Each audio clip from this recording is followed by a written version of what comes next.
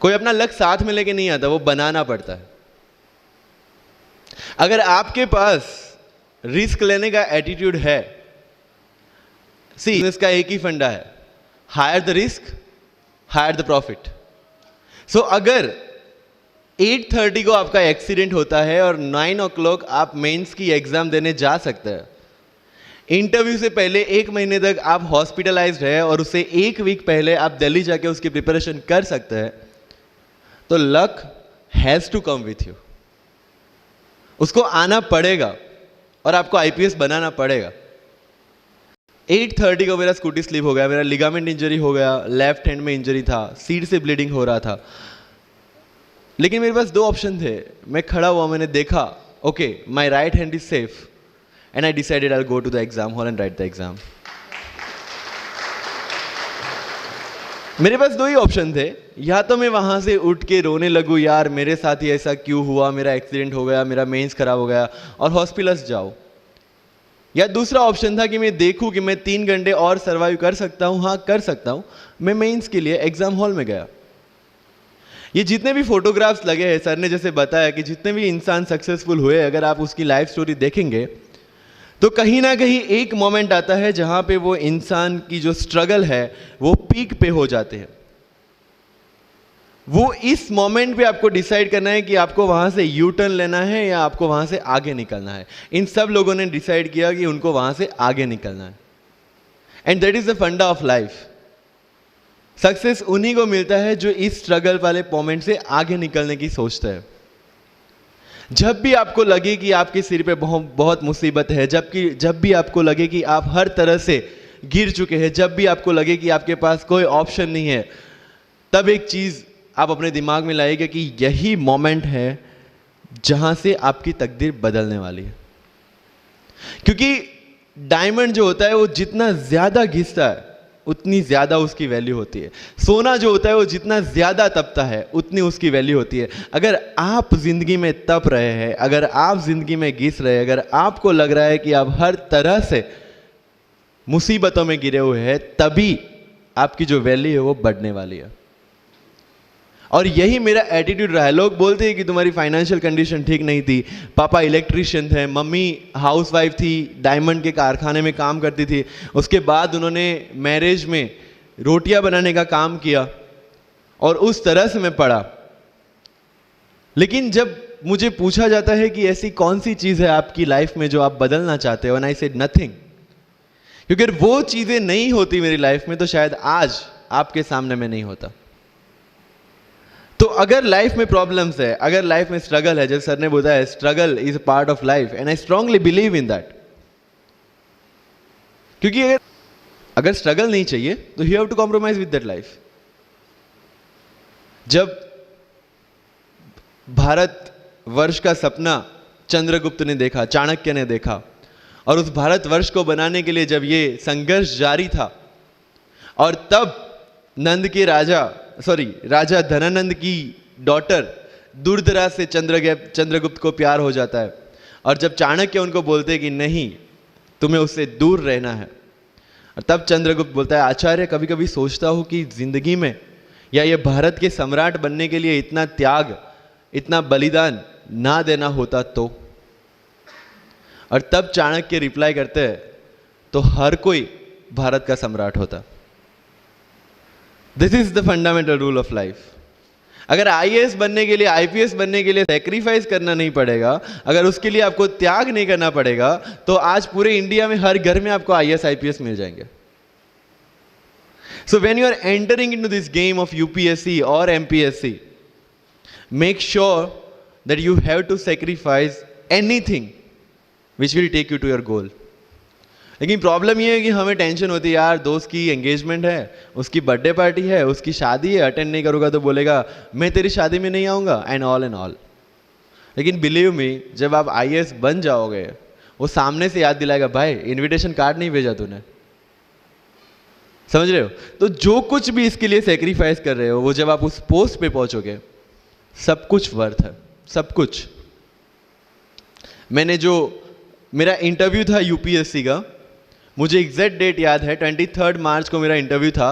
20th फरवरी को मुझे hospital में एडमिट किया गया क्योंकि मुझे इन्फेक्शन हो गया था बॉडी में एंड बहुत हाई फीवर था, तो आईवी के अलावा कोई ऑप्शन नहीं था। 1 मार्च को ठीक होके मैंने सोचा चलो दिल्ली निकलते हैं। 2 मार्च को मैं दिल्ली पहुंचा। 3 मार्च को वापस से टॉन्सिलाइटिस का अटैक होने की वजह से फ्लाइट लेके वापस से पालनपुर अहमदाबाद, अगेन हॉस्पिटलाइजेशन। 15 मार्च को I got relieved from the hospital. 16 मार्च को मैं दिल्ली पहुंचा और 23 मार्च को I gave my UPSC interview. तो 1 महीने का हॉस्पिटलाइजेशन। उसके बाद जब दिमाग में ये था कि मेरे साथ जो लोग इंटरव्यू दे रहे हैं वो 1 महीने से प्रिपरेशन कर रहे हैं एंड 1 महीने से मैं हॉस्पिटल में था, again I thought this is the moment to prove yourself. I went to the interview और पूरे इंडिया में 2nd highest marks in interview.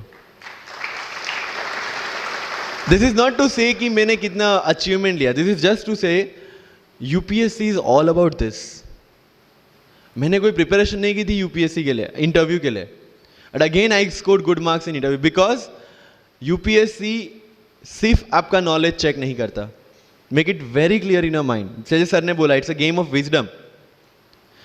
आपको पहले ऑफिसर बनना पड़ेगा यहां से। यूपीएससी का काम तो सिर्फ थप्पा लगाना है कि हाँ ये ऑफिसर बन गया।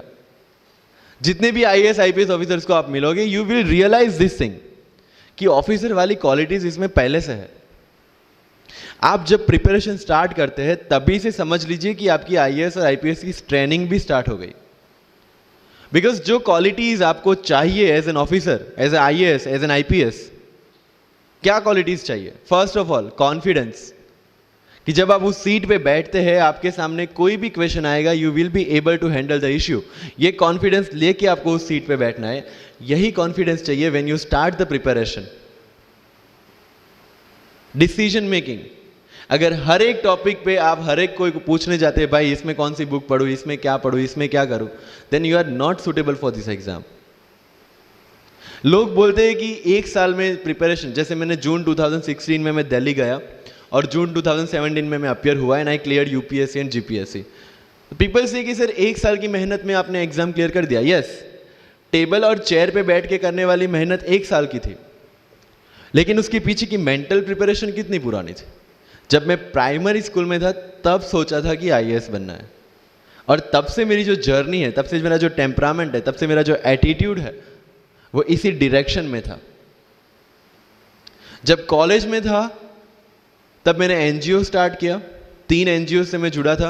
जब लोग सोशल मीडिया, व्हाट्सएप और फेसबुक पे बिजी थे, मैं वहाँ स्लम में जाके बच्चों को पढ़ा रहा था। क्यों? क्योंकि मुझे पता था कि फ्यूचर में यही काम करना है, क्यों ना अभी से उसकी ट्रेनिंग ले लो।